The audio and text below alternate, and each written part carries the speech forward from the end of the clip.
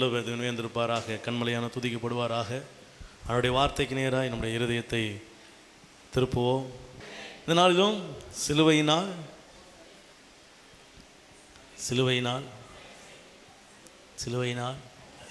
அதிசயம் வாயை திறந்தே சொல்ல மாட்டோமே. நமக்கு எப்படி அதிசயம் நடக்கும்? அதிசயம்னு நம்ம வாயில் என்ன செய்யணும்? வாயை திறந்து செய்யுங்க. அதிசயம்னு பேசுங்க. அப்போ தான் அதிசயம் என்ன செய்யும்? அல்லேலூயா. இருதயத்தின் நிறைவினால் வாய் என்ன செய்யுது? பேசுது. உங்கள் இருதயம் எதில் நிறைஞ்சிருக்கிறது உங்கள் வாயிலிருந்து வருகிற வார்த்தையினால தான் அறிந்து கொள்ள முடியும். ஆமென். ஆகவே உங்கள் வாயிலிருந்து என்ன வார்த்தை வரணும்? அதிசயம். அல்லேலூயா, அல்லேலூயா. ஆமாம், அதிசயம் என் வாழ்க்கையில் என்ன செய்யணும்? நடக்கணும். இந்த நாளிலும் கர்த்தருடைய அதிசயம் நம் வாழ்க்கையில் அது நிறைவேற காத்திருக்கிறது. நம்மை ஒப்பு கொடுக்கும் பொழுது, அர்ப்பணிக்கும் பொழுது கர்த்தர் அதிசயத்தின் வாழ்க்கையிலே செய்கிறவராக இருக்கிறார். அல்லேலூயா. ஆமாம், எழுதல் வாசிக்கலாம். மத்தேயு 20ஆம் அதிகாரம் 19ஆம் வசனம். அவரை பரியாசம் பண்ணவும் வாரினால் அடிக்கவும் சிலுவையில் அறையவும் புறஜாதியார் இடத்தில் ஒப்பு கொடுப்பார்கள். ஆகிலும் 3ஆம் நாளிலே அவர் உயிரோடு எழுந்திருப்பார் என்றார். அல்லேலூயா. அவரை பரியாசம் பண்ணவும் வாரினால் அடிக்கவும் சிலுவையில் அறையவும் புறஜாதி இடத்துல என்ன செய்வாங்களாம்? ஒப்பு கொடுப்பார்கள். ஆகிலும் 3ஆம் நாளிலே அவர் உயிரோடு எழுந்திருப்பார். அல்லேலூயா. இந்த நாளிலும் கர்த்தர் நம்மோடு கூட இடைபடுகிற வார்த்தை, கர்த்தர் நம்மோடு கூட பேசுகிற வார்த்தை என்னவென்றால், ஆண்டவர் சொல்கிறாரு, இதெல்லாம் நடக்கும். எது நடக்கும்? பரியாசம் நடக்கும். அப்புறம் ஆமாம், வாரினால் அடிக்கிற ஆண்டவருக்கு துன்பங்கள் என்ன செய்கிறாங்க? மக்கள் மத்தியிலே, ஜனங்கள் மத்தியிலே அநேக காரியங்கள் நம்ம வாசிக்கிறோம். ஆனால் ஆண்டவர் சொல்கிறாரு, கடைசியில் ஒரு அதிசயம் விளங்கும். அல்லேலூயா. இதெல்லாம் நடக்குமா? நடக்கும். இதெல்லாம் நடந்துதான் ஆண்டவருக்கு நடந்தது. இதெல்லாம் கர்த்தருடைய வாழ்க்கையில் அவர் அனுமதிக்கப்பட்டது. ஆமாம், அனுமதிக்கப்பட்டது தான். ஆனால் முடிவு ஜெயமாக இருந்தது. அல்லேலூயா, அல்லேலூயா. பிசாசு ஒரு வடிகட்டின முட்டாள், தெரியுமா? அல்லேலூயா. எத்தனை பேருக்கு அது தெரியும்? இப்போது மனுஷனை போலவே யோசிக்கிறவன் பிசாசு. அப்போ எங்களையும் வடிகட்டின முட்டாள்னு சொல்கிறீங்களா அப்படின்னு கேட்காதீங்க. நான் அப்படி சொல்ல வரல. பிசாசுக்கு என்ன ஒரு எண்ணம்னா, ஆண்டவரை சிலுவையில் கொன்னுட்டோம் அப்படின்னா, உலகத்தில் தேவனுடைய பிள்ளையாய் வந்தவரை சிலுவையில் அறைந்து கொன்று விட்டால் நம்ம ஜெயிச்சு விட்டோம் அப்படின்னு என்ன செய்கிறான் அவன் யோசனை. ஆண்டவர் செத்தார்னா நம்ம செத்தோன்னு நினச்சிருந்தானா, அவனுக்கு புரிஞ்சிருந்தா சாக விட்டுருப்பான ஆண்டவரை ஒருத்தனை எழுப்ப விட்டுருக்க மாட்டான். அவருக்கு விரோதம் மட்டும் எதுனா செய்யாத, பேசாத. நீ வேற என்ன வேணா பேசிக்கோ, அவருக்கு விரோதமாக மட்டும் பேசாத. சனகரிப்பு சங்கத்தில் நிற்கும் போது அவரை சிலுவையில் அறையும் அப்படின்னு சொல்ல வச்சது யாரு? பிசாசின் தந்திரம் தான். அவன் தான் என்ன செய்கிறான்? ஆமாம், தந்திரம் பண்ணுறன்னு நினைக்கிறான். ஆனால் வடிகட்டின முட்டாளாக இருக்கிறோன்னு ஒரு நாள் அவனுக்கு என்ன செய்யலை? தெரியல. அவர் உன் தலையை நசுக்குவார்ன்ற தீர்க்க தரிசனம் நிறைவேறி கொண்டு இருக்கிறது. பிசாசுக்கு என்ன செய்யலை? தெரியல. ஆனால் அவன் என்ன யோசிக்கிறான் தெரியுமா? அவரை பரியாசம் பண்ணவும், அவரை வாரினால் அடிக்கவும், அவரை சிலுவையில் அறையவும், மனிதர்கள் கைகளில் ஒப்பு கொடுக்கப்படவும் அவன் நினச்சி சந்தோஷப்படுறான். 3ஆவது நாளில் உயிரோடு எழும்பும் போது தான் அவனுக்கு தெரியுது, அடடா தப்பு செஞ்சிட்டோம், அவர் அதிசயமானவர்ன்றதை மறந்துட்டோம். என் வாழ்க்கையில் இருக்கிற, என் மக்களுடைய வாழ்க்கையில் இருக்கிற எல்லா குறைகளையும், நான் பரியாசங்களையும், எல்லா அவமானங்களையும் ஏற்றுக்கொண்டு சிலுவையில் வெற்றி சிறக்க போகிறேன் என்று அவர் நினைத்ததை, அவருடைய திட்டத்தை அறியாமல் போனோம் அப்படின்னு கடைசி நேரத்தில் தான் என்ன செய்வான்? பிசாசு யோசிக்கிறான். அல்லேலூயா. ஆமாம், இன்றைக்கி நீங்களும் நினைக்கலாம், என் வாழ்க்கையில் அது இது இவ்வளோ பிரச்சனை அவ்வளோ பிரச்சனை. ஆண்டோடைய இந்த வசனத்தை வாசிக்கும் போது அப்படி தான் முந்தின வாழ்க்கை பிந்தின வாழ்க்கை தான் பிரிக்க வேண்டியதாக இருக்குது. என்ன எவ்வளவு காரியங்கள் நம்ம கடந்து வருகிறோம். ஆண்டவர் சொல்கிறாரு, முடிவில் நீங்கள் ஜெயம் பெற்றவர்களாக இருப்பீங்க. நீங்கள் முடிவில் பாருங்களேன், அதிசயம் விளங்கும். ஆமென், அல்லேலூயா.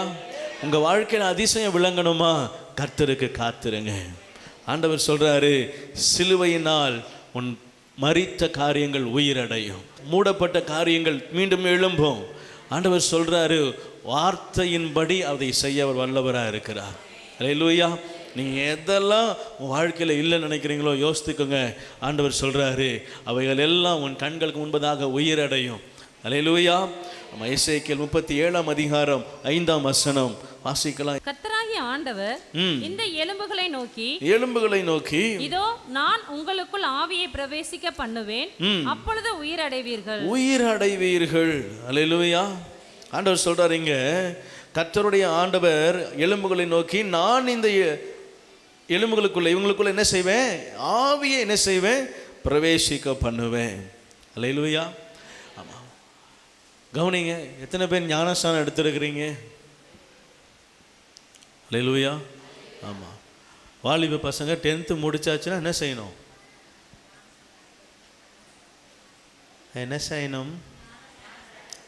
அது 2வது படிக்கிறது தான் சொல்லுவீங்கண்ணே.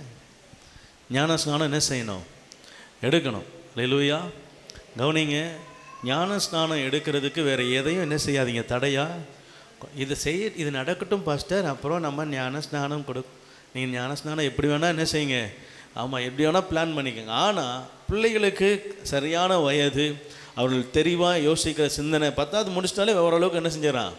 ஆமாம், இப்போல்லாம் பிறந்த குழந்தை கையில் செல்லை கொடுத்தாலே தரமாக நம்ம தெளிவாக என்ன செய்யுது, செல்லை நோண்டுது, அது எங்கே போகணும் போகுது, எங்கே ஆஃப் பண்ணணும் ஆஃப் பண்ணுது, எப்படி அதை முறையாக கையாளணும், இதெல்லாம் என்ன செய்யுது, எதுலேருந்து எதில் வெளியே வரணும் எல்லாம் தெளிவாக தெரியுது. எல்லாம் தெளிவாக தான் என்ன செய்கிறாங்க. இப்போலாம் பிறக்கும் போதே மூளையோடு தான் பிறக்கிறாங்க. நாங்களாம் பிறக்கும்போது தான் மூளையை கழட்டி வச்சுட்டு பிறந்துட்டோம். ஆனால் அவங்களாம் இப்போ என்ன செய்கிறாங்க, ஆமாம் இந்த மாதிரி ஹைப்பர் ஆக்டிவாக இருப்பான். நீ என்ன கேட்டாலும் பதில் சொல்லுவேன். தனியாக ஒரு பிரசங்கம் பண்ணிகிட்டு இருப்பான். கவனிங்க, பிள்ளைங்க வளர்ந்துட்டாங்க அப்படின்னா அவங்களுக்கு ஞான ஸ்நானம் என்ன செஞ்சிடணும், அவன் சரியான வயதில் கொடுக்கணும். அவர் கர்த்தருக்குள்ளே அவர் வளர்கிறதுக்கு அது என்ன செய்யும், மிகவும் பிரயோஜனமாக இருக்கும். அல்லேலூயா. ஆமாம், அது வரைக்கும் அவங்க இந்த உலகத்துக்குரியவங்களாக இருப்பாங்க. ஞான ஸ்நானம் பெற்ற பிறகு பிள்ளைங்க யாருக்குரியவங்களாக மாறுறாங்கன்னா, உன்னத பரலோக பிரஜையாய் தேவனுடைய பிள்ளைகளாக என்ன செய்கிறாங்க, அவங்க மாறுறாங்க. அல்லேலூயா. அல்லேலூயா.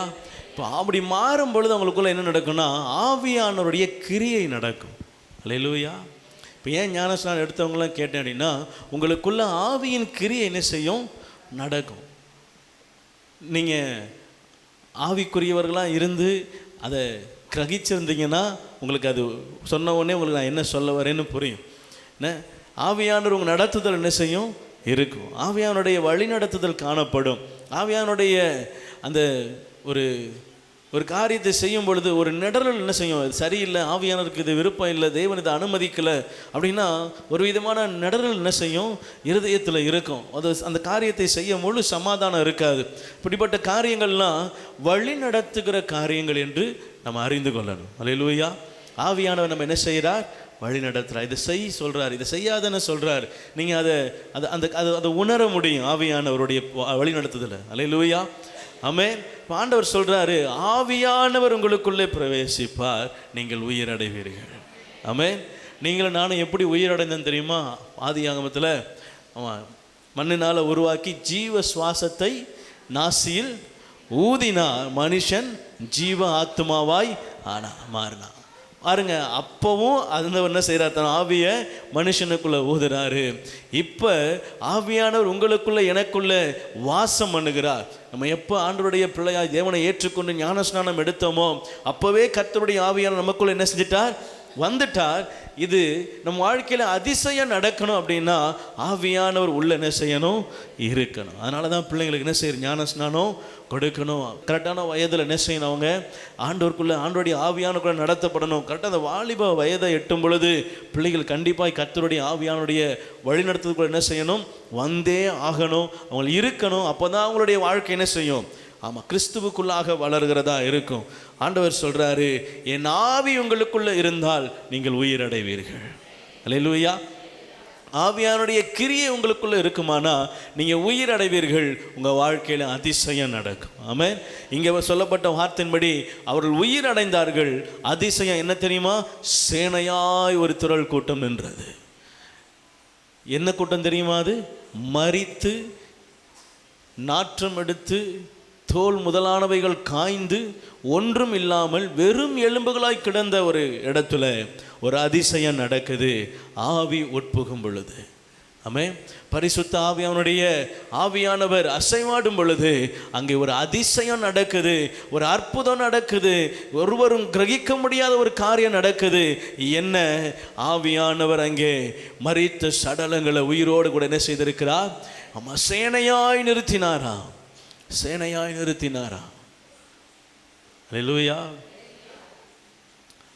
கவனிங்க, ஆவியானவர் உங்களுக்குள்ள இருப்பாரானால் இந்த ஜெப நாட்களில் அதிசயம் உங்க வாழ்க்கையில நிறைவேறுவது உறுதி. ஆமென். அல்லேலூயா. ஆமா, உங்க வாழ்க்கையில் அதிசயம் நடக்கணுமா? ஆவியானவரை வாஞ்சிங்க. ஆமென். அந்நிய பாஷை பேசலை, அந்நிய பாஷை வர இல்லை பாஸ்டர் அப்படின்னா என்ன செய்யணும்? நீங்கள் என்ன செய்யணும்? நீங்கள் வாட்டுக்கு இருக்கணும். அப்படியா?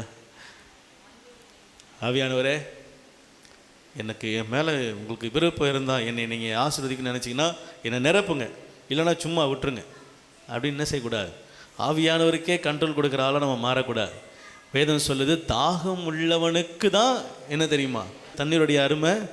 அப்போ தாகம் இருந்தால் தான், ஆவியான மேலே தாகம் இருந்தால் தான், ஆவியானுடைய பெற்றுக்கொள்ளுகிற அந்த விருப்பம் இருந்தால் தான் உங்களுக்குள்ள அந்த ஏக்கமே என்ன செய்யும், அந்த நிறைவு வேணும். முதல்ல நான் அபிஷேகம் பெறும்போது எனக்கு அந்நிய பாஷை பேசவே வராது, தெரியாது. எப்போ பைபிள் காலேஜெலாம் படிக்கிறேன், ஒன்றும் அந்நிய பாஷை செய்யாது. ஆமாம். இப்போது ஒரு கூட்டம் நடக்குது, என் கூட பைபிள் காலேஜ் படித்தவங்கலாம் என்ன பற்பல பாஷை பேசுகிறாங்க. எனக்கு எல்லார் வாயும் பார்த்துட்டு உட்காந்துருப்பேன், என்னடா எல்லாம் பேசுகிறாங்க. நானும் 2 நாள் ஜெபம் பண்ணேன், 3 நாள் ஜெபம் பண்ணேன். ஒரு ரெஸ்பான்ஸ் ஆண்டவர்கிட்ட வந்த மாதிரி தெரில. நானும் பார்த்து விட்டேன், போனேன். அது அந்த தாங்க ஆண்டவரே, இல்லை இருக்கட்டும், தமிழ்லேயே ஜெபம் பண்ணிக்கிறேன். என்ன, ஒரு டைம் வந்துச்சு, ஒரு கூட்டம் வந்துச்சு. ஒரு கூட்டத்தில் என்னை அறியாமல் நான் எனக்குள்ளேயே ரொம்ப என்னை நானே வருத்தி கொண்டேன். என்ன ஆண்டவரே, எல்லாருக்கும் கொடுக்குறீங்க, என்னை மட்டும் என்ன மாத்தா பிள்ளையா பார்க்குறீங்களா? என்னை மட்டும் என்ன உங்களுக்கு பார்த்தா அந்நிய பிள்ளை மாதிரி தெரியுதா? என்னை மட்டும் என்ன செய்கிறீங்க? இப்படி மனசுக்குள்ளே ஆண்டவர் கூட என்ன செய்கிறேன் பார்க்கணும். ஆண்டவர் எனக்கு மட்டும் தர மாட்டீங்க, எனக்கு மட்டும் ஏன் எனக்கு மட்டும் ஏன் கிடைக்கல? எல்லாருக்கும் கொடுக்குறீங்களே, நீங்கள் தானே தரீங்க. அல்லேலூயா. ஆமாம். இப்போ பல இடத்துல அதுக்கு ப்ராக்டிஸ்லாம் பண்ணுறாங்க. அப்படிலாம் பண்ணக்கூடாது, அது ஆவியானவர் மூலிமா வரணும். அல்லேலூயா. அப்போ நான் ரொம்ப வாஞ்சையா ஸ்பீக்கர் பக்கத்தில் போய் நின்று அவர் சொல்கிறத நல்லா உள்வாங்கி எனக்குள்ளே அந்த ஆவியானவர் பெற்றுக்கொள்கிற ஒரு அபிஷேக கூட்டம். அந்த ஸ்பீக்கர் பக்கத்தில் போயிட்டேன். டபுள் ஸ்பீக்கர், நல்ல பெரிய ஸ்பீக்கர் வச்சுருந்தாங்க, என் சைஸுக்கு இருக்கும். அதனால் பக்கத்தில் போயிட்டேன். சொல்ல நான் தான் முதல்ல ரிசீவ் பண்ணுறாள், நான் தான் முதல்ல. என்னை அறியாமல் நான் சில வார்த்தைகளை சொல்ல ஆரம்பித்தேன். அப்போது உடனே முழங்கால் படிக்கிட்டேன். திடீர்னு என் சுயநிலைவுக்கு வந்தேன், ஆவியான நிரப்ப விரும்புகிறேன், முழங்கால் படிக்கிட்டேன். கர்த்தர் நிரப்புனார். அன்னையிலிருந்து தான் அந்நிய பாஷை வரும் எனக்குள்ளே ஆப்ரேட் ஆகிடுச்சு. நான் அன்னை பாஷை பேச ஆரம்பித்தேன். ஆமென். கவனிங்க, வாஞ்சை இல்லைன்னா, எனக்கு வாஞ்சை இல்லைன்னா நான் ஏன் ஸ்பீக்கர் பக்கத்தில் போகிறேன்? ஸ்பீக்கரை விட்டு ஒரு 100 அடி தள்ளி உட்காந்துருப்பேன். ரொம்ப கத்துறா இருப்பா அவர், தள்ளி உட்காரு, காது கிளியுது அப்படின்னு தள்ளி உட்காந்துருப்பேன். வாஞ்சை இல்லைன்னா என்ன செய்ய முடியாது. விருப்பம் இல்லை, தாகம் இல்லைன்னா பெற்றுக்கொள்ளவே முடியாது. அல்லேலூயா. அவர் இலவசமாக தான் கொடுக்குறார், உங்ககிட்ட காசு வாங்கிட்டு கொடுக்குறாரா? இவ்வளோ இப்படி தட்சணை கொடுத்தனா இவ்வளோ தரேன்னு சொல்கிறாரா? அப்படிலாம் இல்லை. வாஞ்சதான், தாகம், விருப்பம். அதிசயம் நடக்கணுமா? வாஞ்ச வேணும். அதிசயம் நடக்கணுமா? விருப்பம் வேணும். அதிசயம் நடக்கணுமா? தாகத்தோடு கர்த்தர் சமூகத்தில் காத்திருக்கணும். அல்லேலூயா. அண்ணா அம்மாவுக்கு ஒரு குழந்தை வேணும், ஆனால் அது நடந்தால் அது அதிசயம். ஏன்? அவள் எத்தனை வருஷமாக காத்திருந்தா, நடக்கலை. நடந்துச்சுன்னா அதிசயம். அல்லேலூயா. நடந்துச்சா? சாமுவேல் வந்தாரா? ஏன்? வாஞ்ச. ஆண்டவர் சமூகத்தில் வந்து உக்காந்து வாஞ்ச, ஆண்டவரே என்னுடைய நிந்தையை போக்க வாஞ்ச. தாகத்தோடு கேட்கும்போது அதிசயத்தை கர்த்தர் செய்கிறவராய். அதே எசேக்கியேல் 37 அதிகாரம் 14 வசனம் வாசிக்கலாம். என் ஆவியை உங்களுக்குள் வைப்பேன், என் ஆவியை உங்களுக்குள்ள வைப்பேன், நீங்கள் உயிரடைவீர்கள், நீங்கள் உயிரடைவீர்கள், நான் உங்களை உங்கள் தேசத்தில் வைப்பேன், அப்பொழுது நான் கர்த்தர் என்று அறிந்து கொள்வீர்கள். இதை சொன்னேன், இதை செய்வேன் என்று கர்த்தர் உரைக்கிறார். அல்லேலூயா. கர்த்தருடைய வாயிலிருந்து வருகிற வார்த்தையை கவனிங்க. நீங்க உயிர் அடைவீங்க. அப்புறம் உங்களை வைக்க வேண்டிய இடத்துல, உங்கள் வைக்க வேண்டிய தேசத்தில், உங்களை வைக்க வேண்டிய உங்களுடைய தடைப்பட்ட எல்லா ஆசீர்வாதங்களையும் மாற்றி, தடையப்பட்ட எல்லா காரியங்களையும் உடைத்து மீண்டுமாய் உங்கள் ஸ்தானத்தில் உங்களை கொண்டு போய் என்ன செய்வார்? வைப்பாரா? சொல்லிட்டு சொல்றாரு, இதை நான் சொன்னேன், இதை நான் செய்வேன். அல்லேலூயா.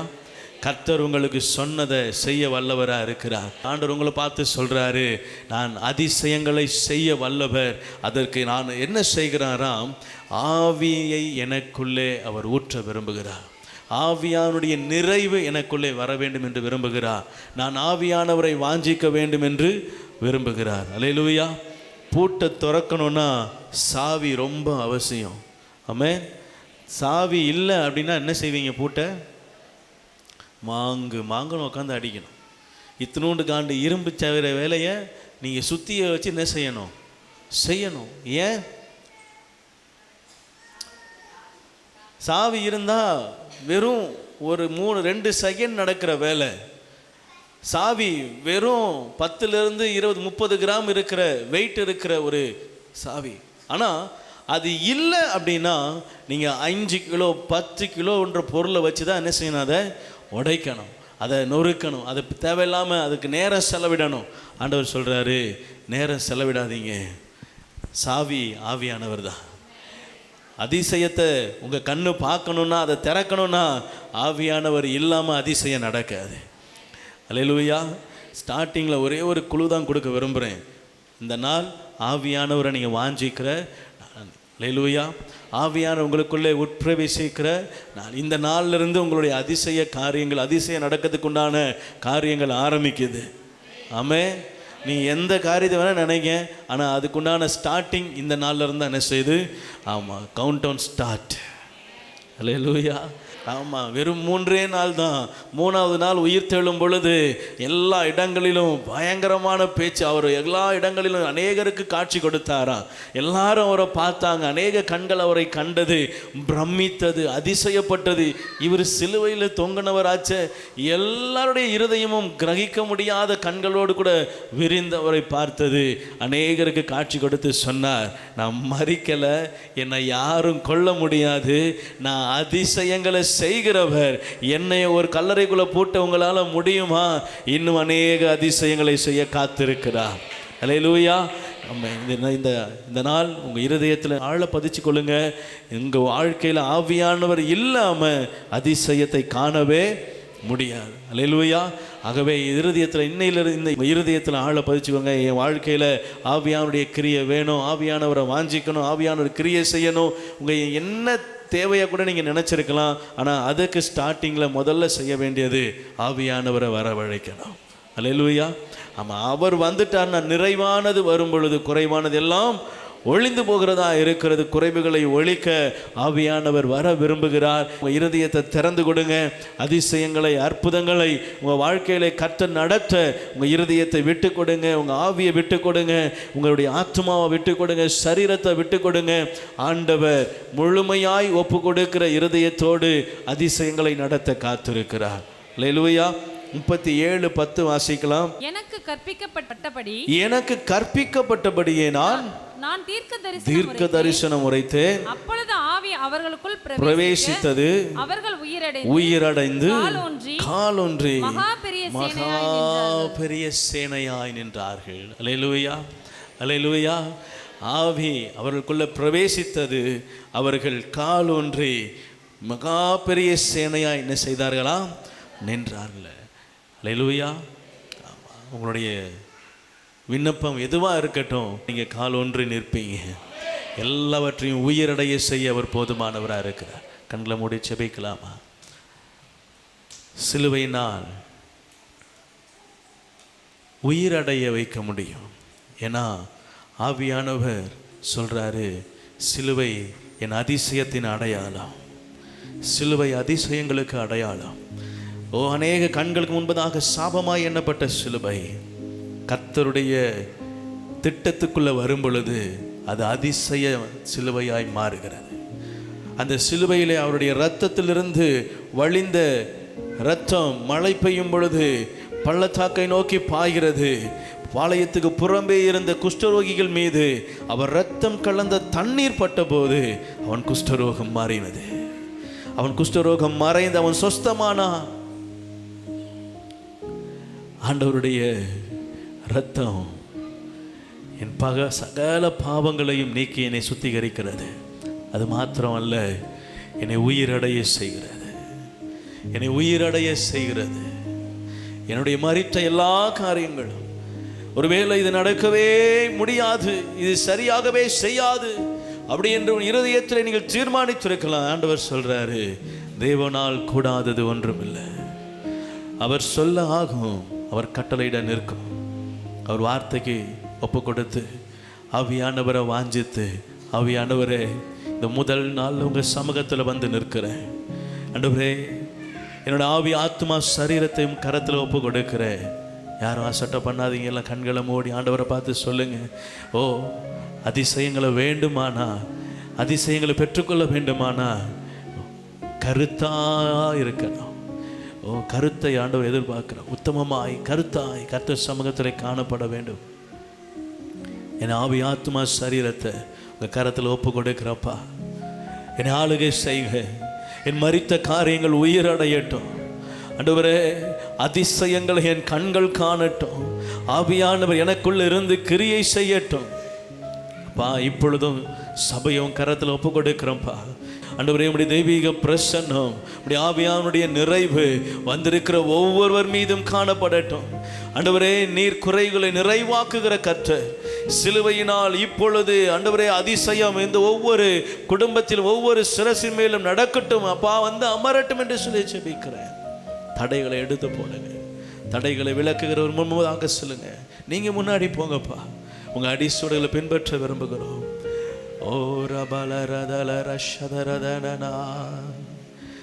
மலை போன்ற தேவைகள் சபை நடுவில் நின்றாலும்,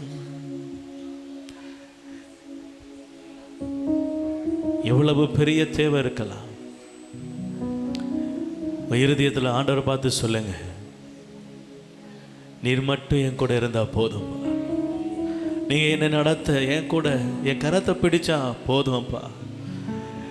எனக்கு முன்னாடி நடந்து போறதுக்கு உங்க பாத சுவடுகள் எனக்கு தெரிந்தா போதும் ஆண்டவரே. நான் அதை பின்தொடர்ந்தே வந்துடுவேன். உமது கோலும் உமது தடியும் என்னை தேற்றுமே. உங்க தடி தேற்றட்டும்ப்பா. உடைய தேறுதலை ஒவ்வொருவரும் உணரட்டும். கர்த்தர் நீர்களை நேசிக்கிறீர் அப்பா. இவர்கள் மீது நினைவாக இருக்கிறீர். இவர்களை ஆசீர்வதிக்க சித்தமாக இருக்கிறீர். ஆசீர்வாதத்தை ஒவ்வொரு சிரசின் மேலும் வைப்பீரா. நீ நல்லவர். உன்னை கரத்தில் ஒப்பு கொடுக்கிறோம். ஆளுகை செய். இயேசுவின் நாமத்தில் நல்ல பிதா.